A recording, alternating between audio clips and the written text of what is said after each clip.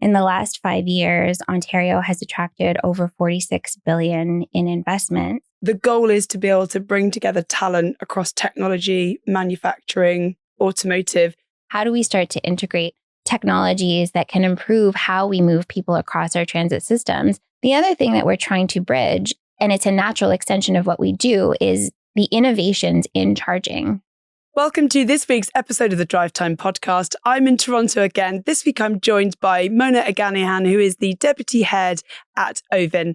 This episode, we're a global auto tech podcast, and in this episode we're going to be diving really into innovation and the incubation of ideas happening here in Ontario, in Canada. It's an amazing episode. Stay tuned.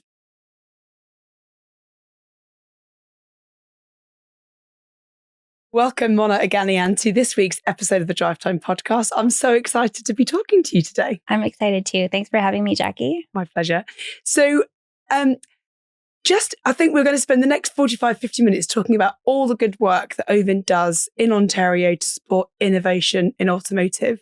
As a global auto tech podcast, I'm always really excited to delve into technology and how we can support innovation and incubate some of the new ideas that are coming up and through. So it would be really brilliant just to spend a bit of time knowing a bit about you, Mona, and how you got into automotive. Yeah, absolutely.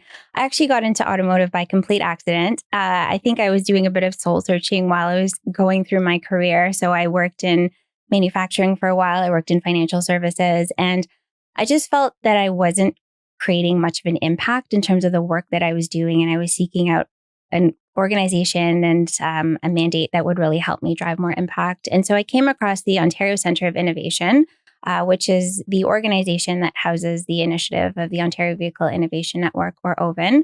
And, when I got to learn about what they're doing in terms of driving innovation and supporting commercialization of technology in our province to improve the lives of Ontarians, it just really resonated with me. And so long story short, I had an opportunity to work closely with the OVIN program through my work on different portfolios. And I've been really enjoying my time working in auto and mobility.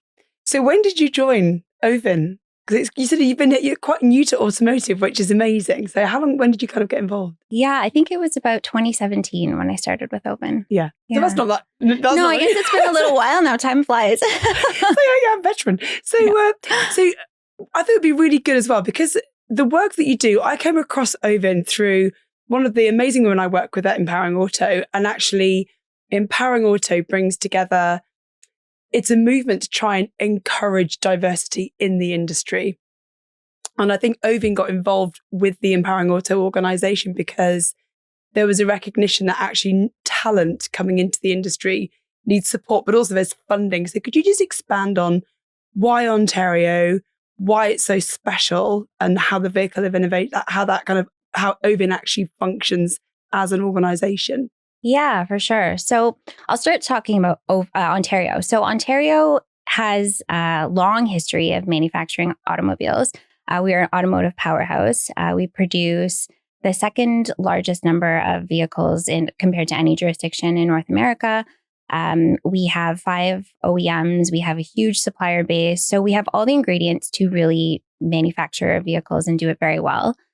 The thing that people don't really know about Ontario is that we are the second largest concentration of ICT organizations, and we have a huge cluster of technology, which really lends itself well to building that car of the future. So when you think about the car of the future that's driven by data and software and AI and connectivity, those are all the ingredients that you need. And when you bridge that with our automotive capability, we really are the place to make that car of the future. So this is where Ontario is a powerhouse. And then layer on top of that all the incredible assets and capabilities that we have as a province. So for example, we have an abundance of critical minerals that are required to build the electric vehicle of the future. We have incredible post-secondary institutions and research institutions, some of the top researchers in the world that are doing really exciting and innovative things. And then we have incredible talent. So we graduate a lot of talent from our post-secondary institutions that we're known for in this province. And so bringing all that together, it's a very enticing place to build a car. And I would say that industry has vouched for that. So In the last 5 years, Ontario has attracted over 46 billion in investments for vehicle manufacturing and across the EV battery supply chain because industry believes in everything that we have in terms of our capabilities. And that we're putting it out there to the world that we are the jurisdiction to make that car of the future. I mean, wow, that's a lot. And that's really exciting. So you're bringing together, so not only 46 billion of investment in that kind of innovation, the goal is to be able to bring together talent across technology, manufacturing, automotive. And you mentioned post-secondary because that's a term I'm not used to. Is that in terms of education? So you kind of come out of education and then you're looking at how you incubate, working with universities and those institutions to try and, I suppose, get people through their degrees, but actually working on this as a topic. Just expand a little bit about on what that means. Yeah. So from our colleges and universities, we want to make sure that we're graduating talent that's ready to hit the workforce running. And so making sure that our schools are keeping up with pace in terms of how the sector is evolving and making sure that we have the right skills to be able to support the work that we're doing in the sector, and then giving our talent the opportunity to be able to work collaboratively with industry on solving some of these pressing challenges. And I'll say, so when we take a step back in terms of how we harness the strengths of what Ontario has to offer, the government of Ontario has done an incredible job in doing that. And so they created a plan called Driving Prosperity, which is the government's plan to support the auto sector to remain competitive and make sure that Ontario is a leading jurisdiction from an auto and mobility perspective. Yeah. And so OVIN is one of those levers. So OVIN is the government of Ontario's flagship initiative on auto and mobility. And what we're doing is supporting the commercialization of next generation technologies. And part of that is harnessing that strength of the ecosystem. So from the earliest stages of R&D and technology development, and then creating pathways for companies to be able to pilot and demonstrate their technologies in our regions and with OEMs across the province, and then supporting them to integrate into the global supply chain. We're really trying to create a continuum where we not only develop the technologies, but we're able to sell it to the world. Yeah. And so that's one piece of it. And then we focus on charging infrastructure, we focus on talent development, and we focus on bringing the entire sector together to make sure that we're all working in cohesion so that we can advance the sector forward. And like I said earlier, we got to tell the Ontario story. And so just putting ourselves on the map. I'd love to kind of get into the detail of what happens in R&D, how are they supported? If we just start there with the R&D stage, that would be fantastic. And then the kinds of initiatives that you're seeing coming into R&D and then being developed out and what we would then expect to see in the marketplace. Right. So I think with R&D, the challenge is that there's a lot of it happening, especially in Canada. There's a lot of innovations that are being developed, but they often struggle to get to that commercial stage. And I think that, they call it the valley of death in terms of that commercialization continuum. So innovations, they kind of get stuck between that point where you're prototyping something and where you have a product that's actually commercially viable. And part of the challenge is that there might be lack of capital to support the development of that. It might be that you can't really validate your technologies, especially in real world environments, because you don't have access to test beds or piloting environments. Or it might be that you don't have access to the partners or the customers that can help you get your product to market. And so this is a stage that's really critical, and a lot of our innovations get stuck. And unfortunately, founders, they either have to look to exit into a foreign jurisdiction where there might be more access to capital or those opportunities, or they just fail to scale. And so we want to be able to bridge that problem and be able to solve that commercialization gap. And that's what we're doing through our programs. So on the R&D and development front, we are doing what we can to make sure that the technologies that we're supporting are as commercially viable as possible. And there's a few things that we can do or in our power we feel like we've been very successful in doing. So one is that we want to make sure that the technologies that are being developed have an end customer in mind. So we have what we call our R&D partnership fund. So it's a non-dilutive grant that we provide to entrepreneurs and startups, but they're required to work with a partner. And this partner has to be a private sector partner that is either a customer or a channel to an end customer, to make sure that there's a viable path to commercialization, that we're not just developing this technology for fun, that there's an actual pathway. Yeah. And that we're serving a market. So we want to make sure that that market opportunity is there. The other things we do, which again speak to kind of the challenges that entrepreneurs face in this valley of death, is we offer real world piloting opportunities and spaces. So we've worked with a number of incredible partners across the province. So for instance, we work with international border crossings like the Blue Water Bridge. We work with the city of Toronto. We've worked with TTC, and we're also working on the Queen Elizabeth Way, the QEW, which is a 40-kilometer stretch of highway between Toronto and Burlington. So we've made these essentially living labs where companies can integrate their technologies and just validate them in a real-world environment. And that helps them get it that much closer to a commercially viable product that can be sold to a customer. You know, we have a program called the OVIN Incubators program that builds on relationships that we have with industry.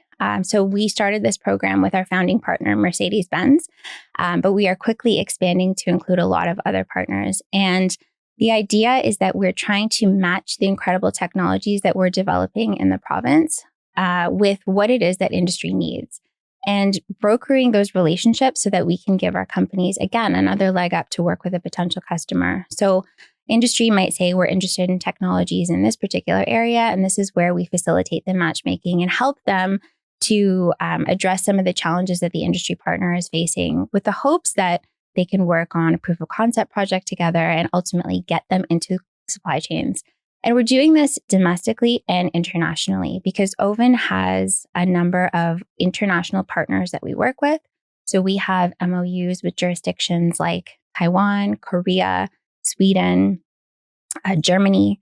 And so we are tapping into those international partners and their commercial partners and customers to help our companies not only scale here and be able to demonstrate what's possible, but to help them go international. Founding partner, you mentioned Mercedes-Benz. So who else are in the partner program? Because you also mentioned there, Mona, that you have, like, for $1 of funding, you have $2 from industry. So the dollar of funding that comes from OVIN, is that government backed? So that comes from Ontario, yes, as in the government of Ontario have invested, recognised that actually there is investment required in innovation and development, as every country needs to make sure. I think successive governments in so many countries just think about the next election rather than actually thinking about what's good for our future generations, right, what's good for our children's children, or infrastructure or technology. And I'm really excited about that. You know, and when you first arrived in the studio, I said, I don't think I've come across an organisation like OVIN anywhere else, actually.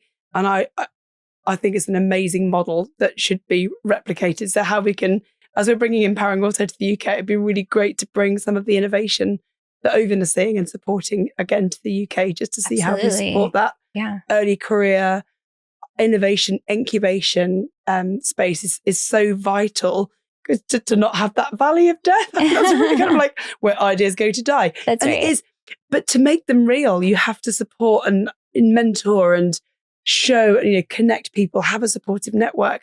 So who else is kind of in the partnership that supports who are kind of the industry partners that get involved? So it's growing, I will say, day by day. And we actually have a couple of pending announcements, which I can't share at this time, but more to come on those partnerships. But our second partner that we signed was Infineon, a giant semiconductor organization, and they're very excited to work with our Ontario companies. So really just spotlighting and bringing attention to what the capabilities are of our companies. But like I said, more to come. But to answer your question around those R&D funds, yeah, it is the government of Ontario that's putting money in to de-risk the development of these innovations. And not only is it an investment in what our capabilities are as a province and how we can just show our leadership on the auto and mobility stage, But we are also driving economic development. Like this is an investment for the province. So as a result of the work that OVIN has done, we've created or retained over 7,000 jobs since OVIN started, which is huge. We've catalyzed nearly $1 billion in investment for our companies. So that might look like either co-investment on projects, or that would be follow-on investment that these companies are getting as a result of the commercial success that they're seeing. Yeah. So this is really a reinvestment back into our province. And then we're also, the idea of supporting the procurement of these technologies and the deployment of these technologies is that we want to reap the benefits of them. So ultimately, if we can improve the way that we move people and goods and alleviate that congestion problem, we're going to be improving economically how we operate as a province and just improving the lives of Ontarians. So these are like some of the critical opportunities. And this is why the government sees that as a really important opportunity. Yeah. And I will say that with those R&D projects, we've worked with a number of different partners who really believe in this model. So from OEMs to suppliers, we've worked with municipalities, we've worked with transit agencies. They all want to work with these small and medium-sized companies who are developing the technologies because they believe in the opportunity, and they want to buy into this model of like helping get those technologies to market. So just how long, you mentioned you joined OVIN in 2017. When did OVIN actually come into being, and how long has it been around? That was, I think it was 2017 actually. So I think I joined just after it had started. Yeah. Amazing. And then you mentioned a couple of times, Mona, as well, about you have these kind of pilot projects. So you go from R&D, and then the next stage is to work with a customer and then work and have like pilots, and how you then take technology out before it gets into the supply chain. So just thinking about that stage of the process, you kind of come through R&D. I dare say not everything is going to make it into the pilot stage, but This is where you start to develop whether or not this thing is viable and how viable it's likely to be before you then take it and invest into the next stage. So how many projects kind of make it, or as a percentage, do we see like 50% make it through, more than that, less than that? What's the kind of success rate from the early incubation into pilot? It's a really good question. And I think it depends on the stage of innovation. So I think like from an earlier stage, our program is quite competitive. So you might see, and the idea is that we want to support as many companies as possible. So you might see like something like an 80% success rate of like our companies that are applying, because we have a very, like I said, competitive process. We have external reviewers that look at these projects to make sure that there's real value and that there's a commercial opportunity there. So, we'll see kind of rates like that. But it also depends on the stage in which you are getting that much closer to market. So for example, with our OVIN incubator program, the first cohort that we ran with Mercedes-Benz, they provided some challenge statements, some areas of technology that they're very vested in to be able to support their future product development. And so we came with a long list of, let's say, 50 companies. And by the end of it, they go through and they just validate and make sure that these are like the right kind of technologies that work for their business. So I think the rate, and I'll say that there's models that are similar out there globally, in which, companies can work with a large OEM, and the success rate is very, very small, because as you're getting closer to market, the chances of that really working out, fitting into the supply chain are slim. But I will say with our first cohort, we had about 5 companies that the Mercedes-Benz was very interested in talking to. So I would say that that's a pretty high success rate, all things considered. And so we're hoping that we are going to help those companies at every stage. And we are doing our best to make sure that we really are making our companies ready for these opportunities to get in front of customers, to make sure that they have the highest possibility of being successful. And then in terms of like future development, are there like, is it private equity money that's coming in to then support that kind of go-to-market, or or does it kind of stick within a smaller group of partnerships? Because obviously we see a huge amount, technology particularly is a really vibrant area for PE-backed companies to kind of incubate, grow, be acquired, kind of grow, develop again. Yeah. So it'd be good to kind of understand a bit more about that. Yeah, I mean, we're having, so we've had so many, I think we've supported over 750 companies through OVIN in any way, shape, or form. And so many of them are starting to see commercial success beyond the support that we've provided to them. And that is the entire objective. So we follow these companies and we see that they're getting acquired or they're getting follow-on investment. They're working with partners and OEMs and getting their product into product lines. So it's really exciting to see those developments. So, I'll say like probably household names like MyoVision or Gatic, like companies that are developing these autonomous technologies or infrastructure technologies. We worked with them at one stage. They worked on projects with us. And so we like to think that we played a small role in their success at one time. Yeah. I can give you a really tangible example. So we worked with a company called Acerta. It was spun out of the research work that the founder did at the University of Waterloo. And the technology is focused on leveraging AI to detect failures in the vehicle, particularly in the engine. And so they worked with us on a project and they got the attention of Nissan out of Japan. So Japan came here. They wanted to be involved in the project. They ended up getting that technology in Nissan vehicles. And I believe that it's still in those vehicles today. Since then, I know that they've continued to work with a number of OEMs. They've had a successful Series A, Series B. So like these are the kinds of things that we want to help nurture. It's like literally taking that idea from a post-secondary institution, bringing it all the way to market, and then to see them have that commercial success. It's like a perfect example of how we are helping to drive the commercialization of these technologies. Yeah. So you're moving the needle in a number of different areas. So how do you have do you categorize what you're looking for? Is it completely open? You kind of start to recruit new innovation or new partners into the program to kind of share with you in different cohorts. What are you looking for when you start to go through applications, or how they kind of come to you? I'm assuming you have to go through an application process. Yeah. So how do you kind of recruit and then decide?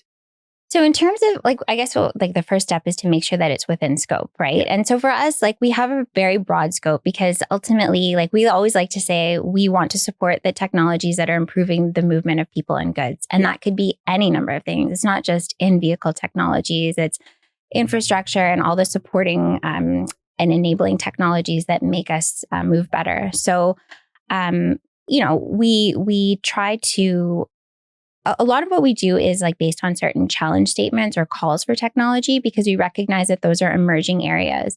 So for instance, we recently introduced a new stream of our R&D partnership fund focused on hardware and semiconductors. And this is us trying to be responsive to where the sector is headed. So we know that the car of the future is going to be connected, autonomous, electric. It's going to require a lot more semiconductors and a lot more specialized semiconductors. And so we want to be able to support that innovation and that commercially technology development here in the province. And so we have a new stream that's focused on that in terms of helping our startups access funding to be able to develop those technologies. So on the one hand, it's kind of thematically, where does it fit, and does it making sure that there's opportunities from a broader automotive and mobility market perspective.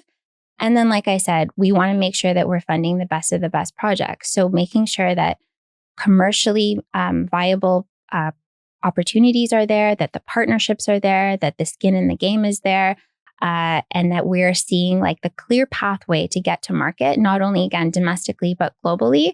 And so this is where we interject and intervene to be able to support that pathway. But, when we're looking at the project at the outset, we want to make sure that it's really set up for success.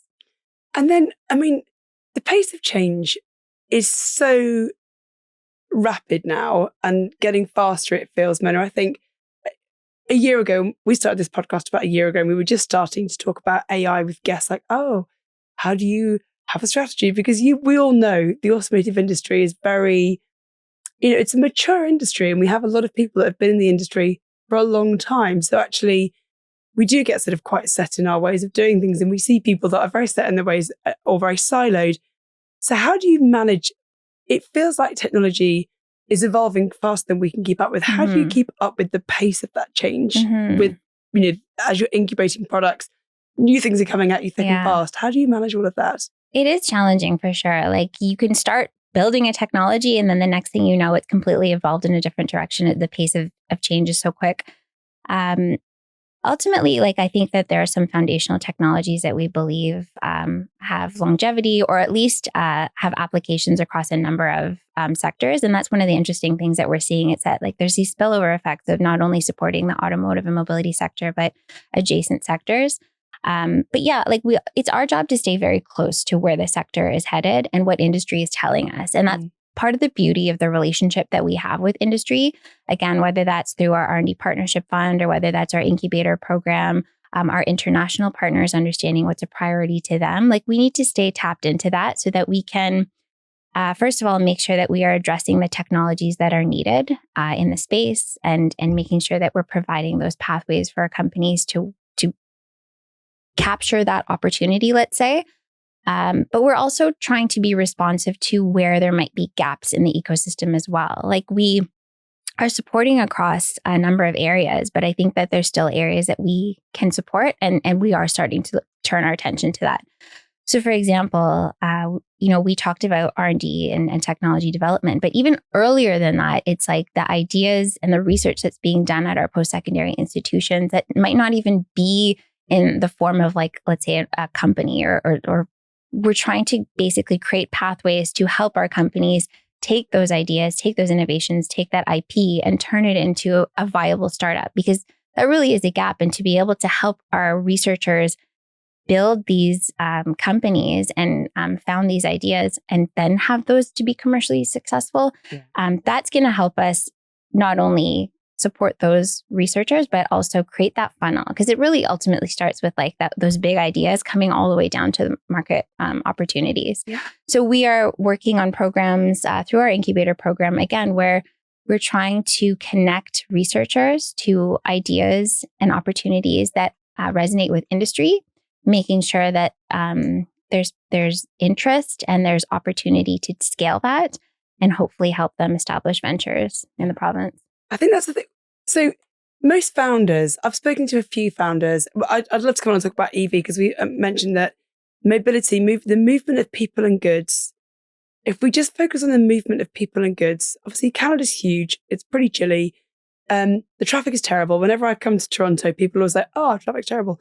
But the public transport is really poor. Just as an observation, as an outsider. And is that something that is a focus for OVIN? So actually, movement of people and goods you've mentioned the car of the future, but that isn't the only way to move humans. No. There are much more efficient ways to get people from A to B and everywhere in between. Is that something that's going to be a focus for OVIN? How do you bring together, whether it's the Queen Elizabeth Way or like an underground system or a connected transport system? Because when I speak to my colleagues here, they say, "Oh, it's rubbish. Like, none of the train companies are actually connected or seem to have any kind of timetable or infrastructure that works with each other." And it's just frustrating, which means that as a human getting to work, you're going to have to use a vehicle, which means the traffic is terrible. There's nowhere to park, blah, blah, blah, blah, blah. So I think, are you driving some of those things, or can you start to take more of an active role in, okay, we've got to fix this problem? Yeah, absolutely. I think the idea that we just focus on the vehicle is kind of a misnomer. Maybe the Vehicle Innovation Network is a bit deceiving, but we do work on everything that surrounds the vehicle. So all the infrastructure, the entire mobility system, and making sure that we are supporting innovations across the board. So, like, again, I mentioned that we have a partnership with the TTC, so we won't say anything about how their transit works right now. I'm terribly sorry. TTC, because I'm from the UK. Sorry, Toronto Transit Commission. Thank you. So our subways, our streetcars, our buses. Yeah. Got you. Yeah. So they're very invested in innovation. And this has been a natural partnership for us, because they recognize that, like, no transit system is perfect. They're going to have challenges. And so how do we start to integrate technologies that can improve how we move people across our transit systems? And what better way to do it than to support homegrown ventures who are developing these technologies? So this is where that partnership is allowing our call for technologies. We get our companies to start testing their technologies on these buses, on these vehicles, and hopefully the TTC can find technologies that they're interested in and want to procure. So that helps us move our people and goods better. And then it also gives our companies a leg up in terms of working with the customer. Yeah. Really, really important. The other thing as well that, on one of the early episodes of the podcast, I spoke to the founder of Right Charge, a guy called Charlie Cook, who was employee number 2 at Octopus EV, which was a leasing arm of Octopus, where they just leased electric vehicles. That was their they were doing salary sacrifice schemes in the UK. And they're now we're bringing together, we see this collaboration in other markets of energy, charging, vehicle manufacturers, in-vehicle data, all of those things are starting to accelerate.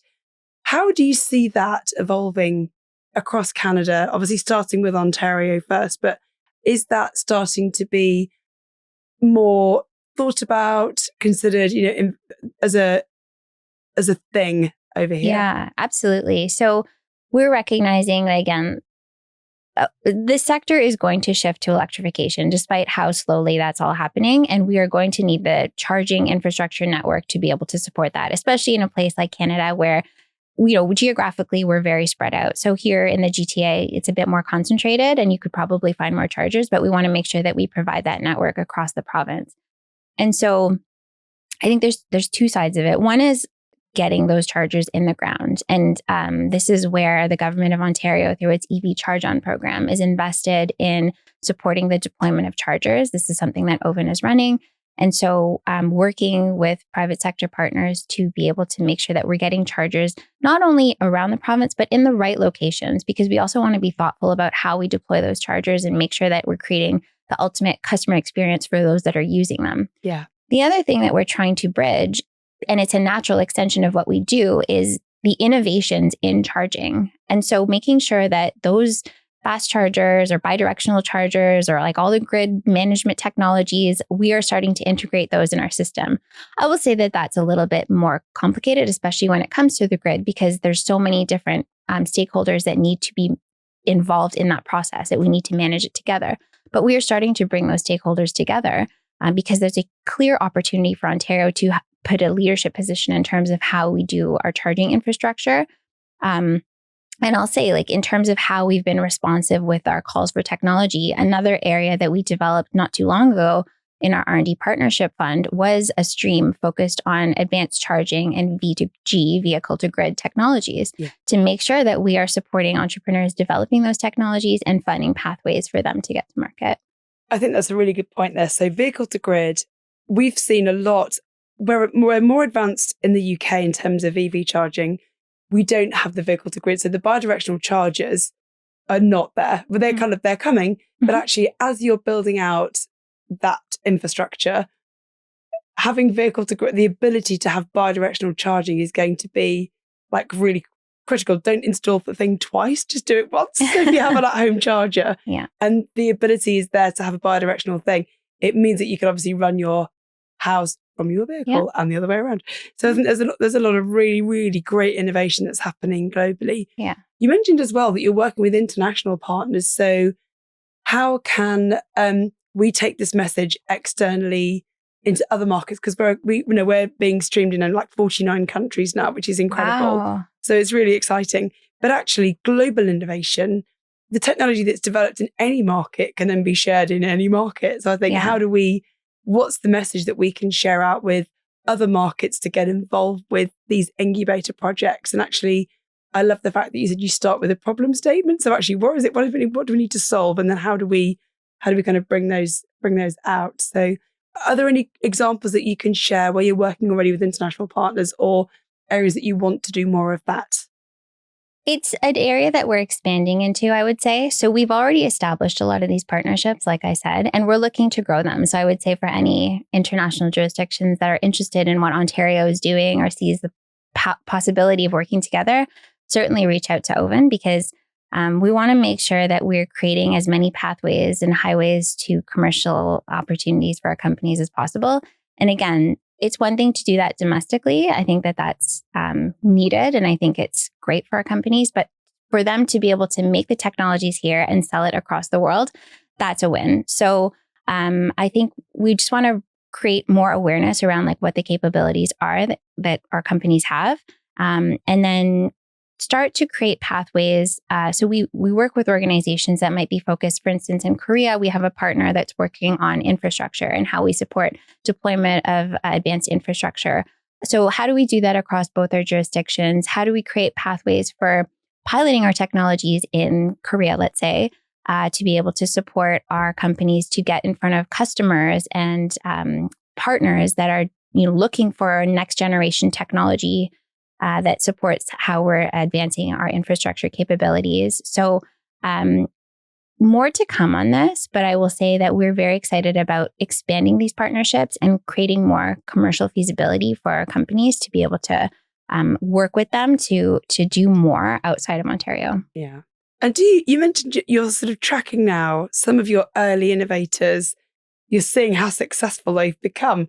Are they reinvesting in the next gen? Are we kind of able to keep them within that kind of OVIN family almost? They go like, great, this is fantastic, right? How can you help the next? So you kind of pay it forward. Is that something that you are doing or you can do? We have seen it. Yeah, it's great to see actually. So, we might support a company and they'll go off and be commercially successful.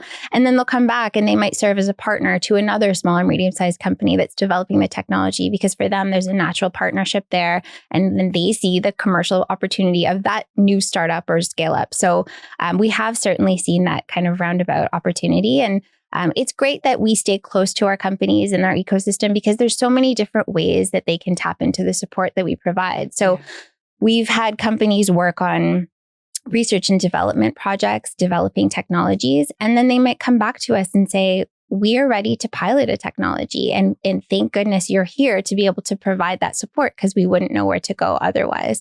And so they kind of support along the continuum. And I just think like we try to stay really close, because it's such a small ecosystem and you never know how your paths are going to cross. And we have seen a lot more collaboration opportunities with those like graduates, let's call it.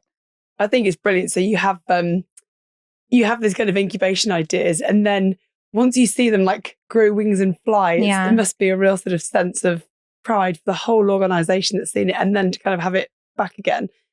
What have been like the biggest success stories or the biggest surprises that you've seen in your time at OVIN?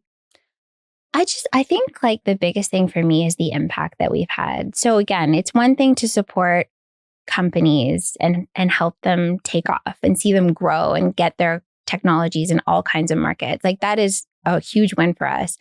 But when you take a step back and look at how much we've helped our province to grow, like especially now at a time where things are very challenging and our companies are facing tariffs and all kinds of other challenges, to be able to say that we are providing supports to help them actually create jobs, so they don't have to lay off their staff, to be able to help them get that follow-on investment that they need to continue to be a viable company, to increase their sales, whether that's domestically or internationally, to create more IP. Like there's just so many wins that these companies have as a result of our support. And that's something that we try to pay very close attention to, because it's part of telling the story of what we do. And it's one thing to do it well, but just to put ourselves on the map and say, like, this is what we're capable of. I think that that's something that I'm really proud of. Yeah. No, that is really, really good. And I've got 3 boys, all kind of, me and my partner have 6 kids between us, but they're all at varying ages, but all of mine are kind of now in that post-secondary stage. One of them works in software and like in vehicle tracking. It's really exciting. He's so excited about it.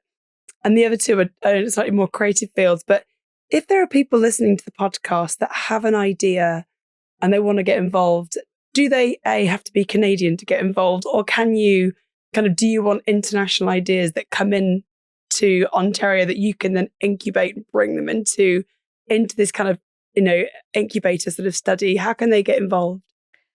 So I guess from 2 sides. One is like if you are a startup or entrepreneur and interested, we do want to support Ontario-based companies because we are funded through the province of Ontario, right? We want to make sure that we are reinvesting that in a return on innovation back in the province.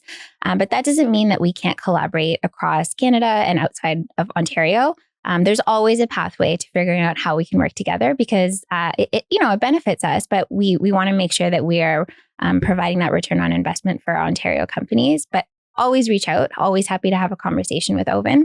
And then I would say from a talent perspective, so if you're a student that's studying, interested in a field in automotive, or like a prospective student who's like trying to figure out where I want to study and what kind of career I want to get into, I would encourage you to look into automotive and mobility. And one thing that we've done really well with our talent development programs, our workforce development programs, is create programs. And I believe we've done this with Empowering Auto, of just creating more awareness around careers in automotive and mobility. So being able to share what a pathway looks like to a career in the space. What does a day-to-day look like? Helping understand what are the skills that you use in a career in automotive mobility, because we have to start very early if we want to spark that interest in the space, particularly for underrepresented groups. So that's something that we've really been focused on. And then we've also created programs that not only create exposure to the sector, but give students hands-on experience in the sector. So for instance, we've created a program called the Automotive Innovation Challenge, where our students work with industry on real-world challenges, real-world problems, so that the students get to use their skills and understand how they apply them to real-world challenges. And then our industry partners get exposure to some of the best talent. And it's like a really great way to be able to solve industry challenges while also supporting development of our future workforce. Yeah. So just tell me the name of the program again, so we can like signpost that in the socials, because I want to make sure that we can, whenever we put the podcast out, we post it on LinkedIn. We try and link any kind of access to the stuff that's within the podcast. It'd be great. So it's called the Automotive Innovation Challenge. Okay. But I would say check out ovinhub.ca, because all the information on our incredible programs and the supports that we provide are there. So it's a great place, a great resource, and a way to connect with our team. Absolutely. And then the other thing you mentioned, but I mean, I'm very out there when it comes to supporting Empowering Auto. And the reason for that is, as you mentioned, Mona, how do we support?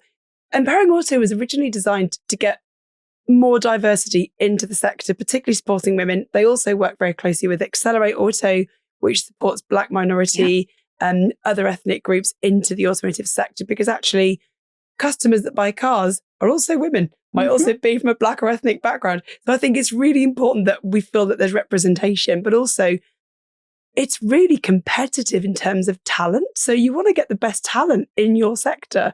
So for automotive, it's like, we want to really support talent from every part of education, or, automotive has got such a creative, innovative opportunity breadth of, different careers you can come into.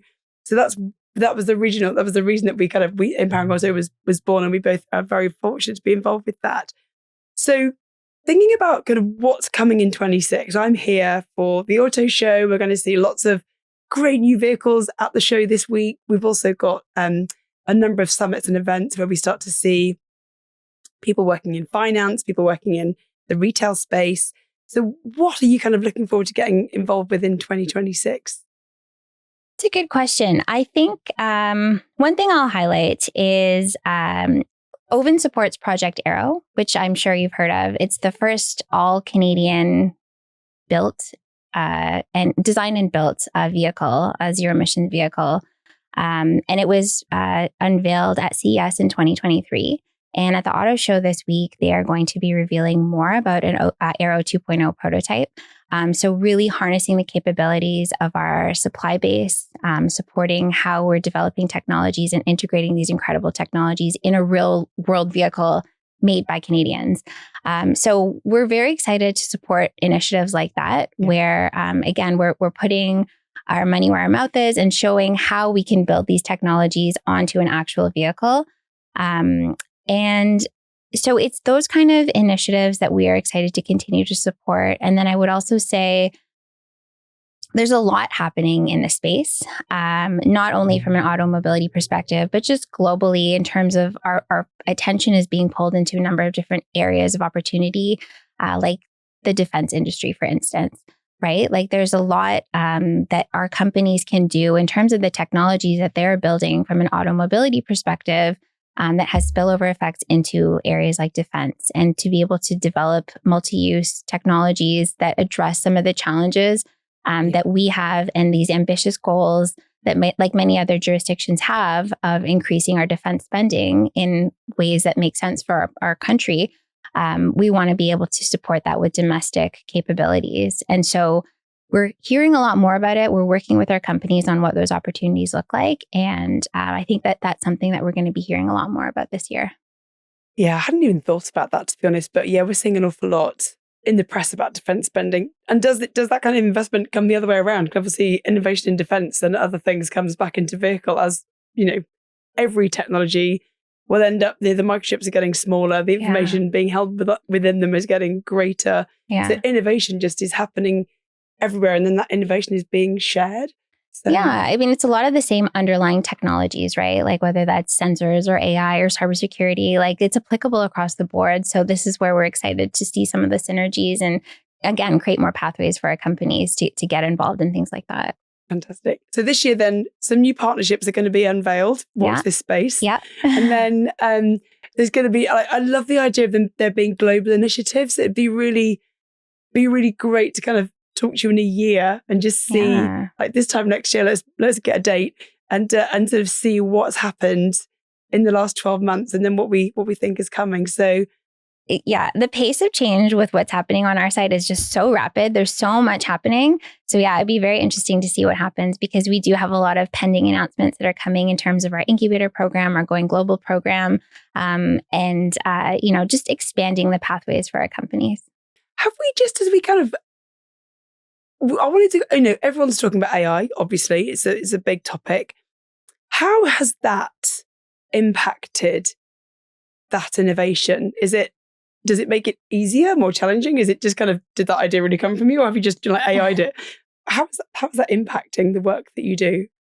I think it's just opening the door to so much more possibility around how we, again, manage our vehicle network and our infrastructure network. And I will say that a lot of our companies are already leveraging AI. So this is not something that new to us, but I think we're just going to see that pace accelerate in terms of its development and more companies leveraging opportunities around AI. But it literally touches everything that you can do with your vehicle. So like everyone knows it helps with, ADAS and autonomy, but to battery management systems, for instance, or, even from a charging infrastructure perspective, how you optimize your charging network, how you manage your vehicle maintenance. So I talked about that example with Acerta, but like your battery management systems and your vehicle management systems to be able to have predictive analytics around when your vehicle might fail. And that's even massive, isn't it? I think you can bring somebody in based on, so the use case for me looks like there's so much data in your vehicle. Yes. We have software-defined vehicles. They know my mileage, my driving behaviors. Yeah. There's so much known about me as a human, where I go. Even, from a personalization perspective, like I know you like the temperature like this. I know you like your music like this. Like there's so much possibility. And that's just in the vehicle. So imagine like what's outside the vehicle. Yeah. And you can also then, everything you mentioned, sensors are getting smaller. You can then start to track when attrition might happen, or naturally you bring me in before the thing is broken. So I don't then have a broken down vehicle. Absolutely. It's just things like, oh, that'd be really helpful. But there is the data. We know as well, there's already loads of data around when parts need to be replaced. At what point should you do that? Mm-hmm. So you can notify a customer. We had Max Cavazzini from Amazon. He was talking about robo-taxis and he said, wouldn't it be great if the taxi just takes itself off for a service? And it can. Yeah. This is a funny thing now. It's like vehicles are so automated. You mentioned, autonomous, connected, shared. Yeah. There's an awful lot of technology that is required for these things to happen. And it feels like it's all a bit future state, but it's not. It's like now. Yeah, it is. And I will say, like, the technology development is there. I think the deployment with some of these technologies is a little bit more challenging, but we are getting there. And this is where, like, we work with incredible partners like the Ministry of Transportation, who is like really invested in supporting these technologies and like helping to deploy them. So it's just about finding the right pathways to do it in a safe way. But I think that you're going to see a lot more of that coming too. It was an amazing episode. Thank you so much for coming in today. Don't go anywhere. We're going to stay and just, we always record a gear change episode. And I think that's going to be, we'll do some more myth busting. But thank you so much for that main episode. It was incredible. And we will absolutely signpost all of the links for people to get involved, and particularly across Canada and within the province. If you have an idea, or even if you're not at university, if you're in the sector and you have an idea, can they bring it to you and get some help with it, incubation of those ideas? If anyone's looking to navigate Ontario's automotive and mobility ecosystem in any way, contact us because we are the glue. We bring everyone together and we'll find a way to connect people the right way. Thank you. Love that. Can't wait to see what comes out of Ontario next. Thank you so much. Thanks again for tuning into this week's episode of the Drivetime Podcast in Toronto. Don't forget, if you're watching on YouTube, give us a like, follow and subscribe. You'll never miss an episode of the Drivetime Podcast.